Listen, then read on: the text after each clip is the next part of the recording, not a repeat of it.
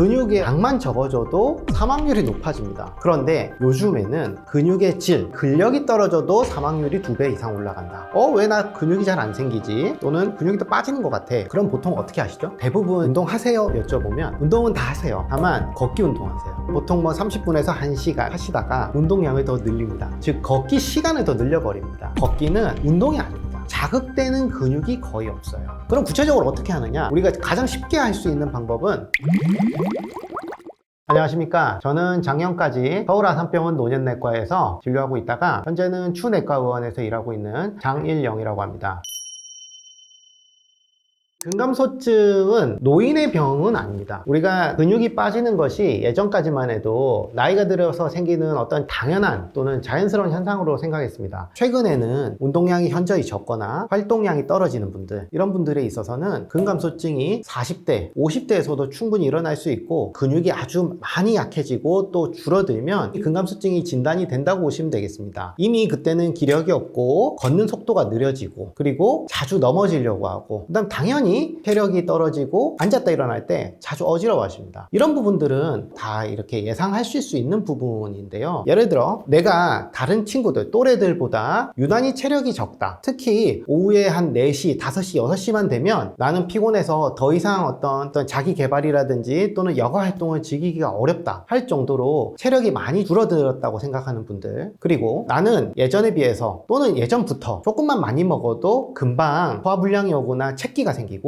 음식에 있어서도 고기나 단백질 섭취를 굉장히 옛날부터 어려워하던 분들은 이미 어느 정도 근감소증을 향해서 달려가고 있는 분들의 하나입니다. 그리고 또 하나, 유독 탈모가 심하거나 또는 흰머리가 좀 많이 나시는 분들이 있어요. 그분들이 이제 근감소증으로 빨리 오는 경우들이 많기 때문에 이런 분들은 근육관리나 단백질 관리가 지금 잘 안 되고 있고 내가 근감소증으로 일찍 올 수 있다는 것을 생각해 볼 필요가 있겠습니다. 사망률이 높아집니다. 빨리 이렇게 돌아가신다는 의미고요. 예전에는 근육의 어떤 양만 적어져도 사망률이 2배에서 많게는 5배까지 올라간다는 연구들이 많이 나왔었습니다. 그런데 요즘에는 꼭 근육량만 중요한 것이 아니라 근육의 질, 근력이 떨어져도 사망률이 2배 이상 올라간다. 우리가 이제 근육의 기능이라 그러죠. 보행 속도라든지 활력이라 그러죠. 이런 부분에서 떨어져도 또 사망률이 몇 배 이상 증가하더라는 연구들이 굉장히 많이 나오고 있어서 일단 가장 중요한 거는 평균 수명 이하로 수명이 줄어들게 되고 또는 요양시설 또는 병원에 오래 입원하는 경우들이 적어도 2배에서 5배는 늘어나더라 하는 결과들이 굉장히 많이 나오고 있습니다. 그리고 한번 넘어지고 나면 이분들은 회복이 잘 안 되고 계속해서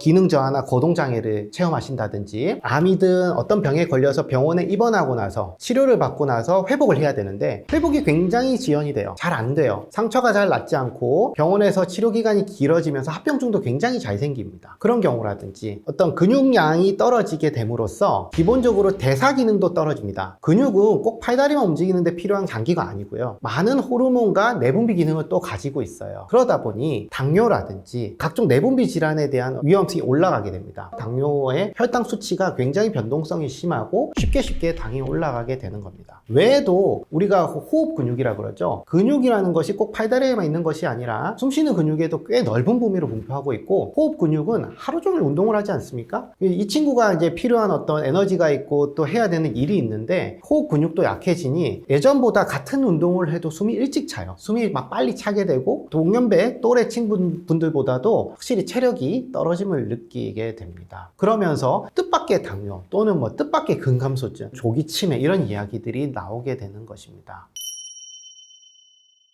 대부분 이제 운동하세요? 여쭤보면 운동은 다 하세요. 안 하시는 분은 거의 못 봤습니다. 다만 대부분 어떤 거 하세요? 하면 걷기 운동하세요. 그런데 걷기 운동을 보통 30분에서 1시간 이렇게 이제 하시다가 왜 나 근육이 잘 안 생기지? 또는 근육이 더 빠지는 것 같아. 그럼 보통 어떻게 하시죠? 운동량을 더 늘립니다. 즉 걷기 시간을 더 늘려버립니다. 이미 처음부터 방향이 잘못 설정된 상태에서 더 속도를 올려버리면 또는 더 열심히 노력해버리면 사실은 우리가 가야 될 방향과 더 멀어지는 거예요. 걷기 운동은 근감소증을 위한 운동은 아닙니다. 아닙니다. 걷기는 활동량을 증대시키는 거지 운동이 아닙니다. 운동이라고 하는 것은 근육에 적절한 자극을 주고 심폐활량을 늘리면서 혈액순환을 굉장히 빠르게 함으로써 근육에게 일종의 스트레스 테스트를 주고 근육의 효율과 질을 강화하는 겁니다. 그 과정이 반복되다 보면 근육이 점점 커지는 거거든요. 그런데 걷기는 자극되는 근육이 거의 없어요. 왜냐하면 걷기는 평소에도 우리가 계속해서 쓰고 있는 근육들이기 때문이에요.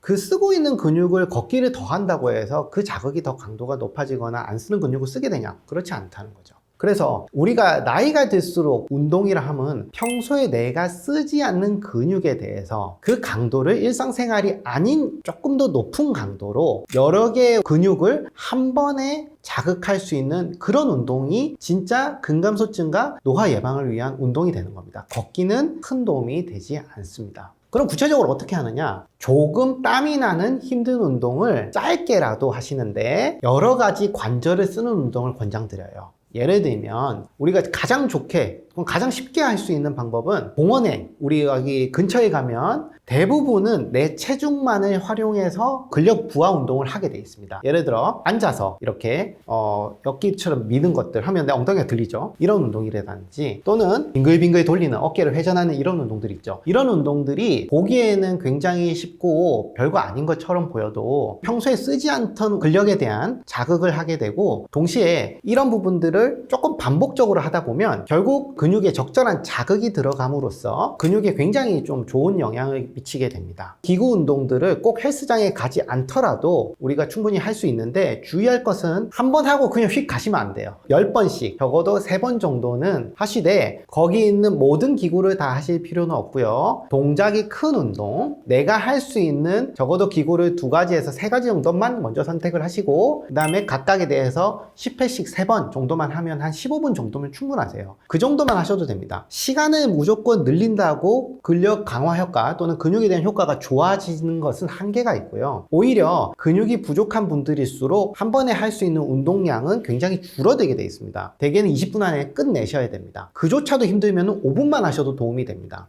단시간이지만 꾸준히 운동하신 분들은 그 결과가 절대 적지 않다는 부분을 강조드리면서 더 이상 이제 걷기 운동만으로 운동했다고는 하지 않으셨으면 좋겠습니다. 우리가 일반적인 어떤 사무실 또는 가정생활만 하시는 분이라면 가장 먼저 할 수 있는 것은 계단을 오르는 겁니다. 우리가 이제 뭐 아파트나 또는 뭐 건물에 사시는 분들은 엘리베이터를 타고 해당 층에서 내리시게 되는데 저 같은 경우는 먼저 강조를 드립니다. 5층 전에 내리시라고요. 10층에 사시는 분들은 5층에 엘리베이터 내리시고 그 뒤부터 걸어가세요. 올라가시는 것만 하면 되지 내려오는 거는 하실 필요가 없습니다. 다만 조금 숙달이 되시면은 옆에 난간을 잡고 한 번에 2계단씩 올라가는 연습을 하십시오. 생각보다 숨이 찰 수 있고 생각보다 땀이 조금 날 수 있습니다. 우리가 계단 걸어 올라가면 뭐 수명이 몇 분 정도 연장된다는 그런 문구들 많이 봤잖아요. 그거 거짓말 아닙니다. 근육에 대한 효과를 내기 위해서는 조금 더 동작이 커야 된다고 말씀드렸잖아요. 한 번에 2계단씩 올라가는 거 추천드리고 그게 이제 익숙해지면은 5층 전이 아니라 7층 전에 내리시는 거예요. 이렇게 하시면 좋고요. 그 다음에 상체 운동은 여러 가지 사람마다 변수가 많아요. 예를 들면 어깨 안 좋은 분들, 뭐 팔목이 안 좋으신 분들도 있고요. 또 운동이 현실적으로 어려운 분들이 있습니다. 그런데 가장 먼저 할 수 있는 거는요. 우리가 이렇게 손 뻗고 있죠. 허리로 이렇게 굽히는 거예요. 물론 다리를 좀 벌려주면 좋겠죠. 이렇게 했을 때 이 근육 단순히 팔을 뻗는 근육만 있는 게 아니고요. 등 뒤에 있는 모든 근육들이 다 힘을 주고 잡아줘야 되거든요. 그래서 딱 엄지손가락 펴고 뒤로 한 상태에서 우리가 이제 Y레이즈 운동이라고 하거든요. Y레이즈 운동을 한 상태에서 허리 이렇게 좀 굽혀주시면은 등 뒤에 있는 상체 모든 근육이 다 일을 하게 돼요. 5번에서 10번을 먼저 하시고 조금씩 쉬면서 이 횟수를 조금씩 늘려가시면 아마 금방 땀이 나실 겁니다. 이 운동은 근육을 자극할 뿐만이 아니라 거북목이라든지 어깨 움츠러드는 부분들도 굉장히 좀 빨리 좋아지는 경향이 있어서 이런 운동들은 사무실에서도 충분히 추천드릴 수 있겠습니다. 운동을 너무 거창하게 생각을 안 했으면 좋겠고요. 가능한 한 어떤 특정 시간 또는 환경을 정하세요. 예를 들어 나는 저녁 먹고 난 후 또는 점심 먹고 난 후라는 어떤 시간을 정하시는 걸 추천드립니다. 그리고 운동 시간을 자꾸 늘리지 마십시오. 강도를 늘려가십시오. 조금이라도 땀이 나는 운동을 선택하시면 됩니다. 이 부분만 반복해서 하셔도 근육뿐만 아니라 몸 전체에 굉장히 좋으실 걸로 생각이 됩니다.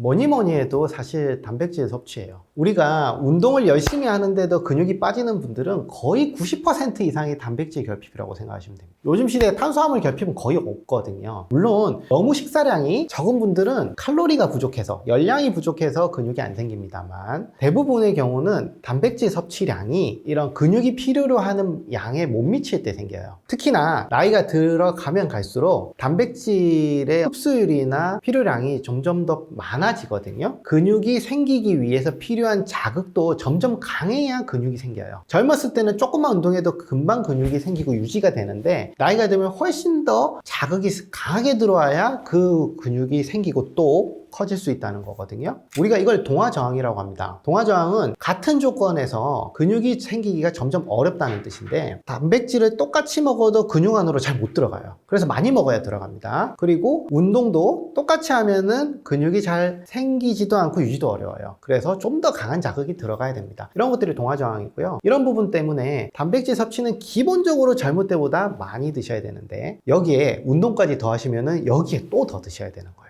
이제 보통은 젊을 때보다 덜 드시잖아요. 이 간극이 굉장히 커집니다, 갈수록. 그러다 보니 운동을 하면 할수록 이제 더 오히려 몸이 좋아진다보다는 나빠진다고 느끼시고 근육이 더 빠지는 경우들이 너무 흔합니다. 단백질 섭취를 한 번에 하기 어려우신 분들은 이제 조금씩 나누어서 섭취하는 걸 꼭 권해드리고, 고기를 먹어야 된다고 생각하시는 분들께서 막상 고기 못 드시게 되면 더 쉬운 것들, 예를 들어 뭐 나는 식물성이 좋아요 하면 식물성도 좋고요. 그 다음에 동물성 같은 경우도 처음부터 너무 고기 하지 말고 뭐 계란이라든지 심지어는 고기 국물이나 이런 부분을 활용하셔서 천천히 진도를 나가셔도 결국은 좋아지기 때문에 너무 조급해 안 하시고 단계적으로 단백질 섭취를 늘려가시면 되겠습니다. 근감소증은 말년의 이야기가 아니고요. 35세, 늦어도 40세부터는 시작되는 그 미스에서 시작을 합니다. 적어도 내가 어떤 부분에서 빠지고 있고 잘못되는지는 조금 알아보시고, 그것을 항상 균형을 잡는다고 생각하시면서 내가 어디 부분이 빠지고 있는지 또는 운동이 모자란 건지 이런 것들을 점검하시는 습관이 도움이 될 것 같습니다.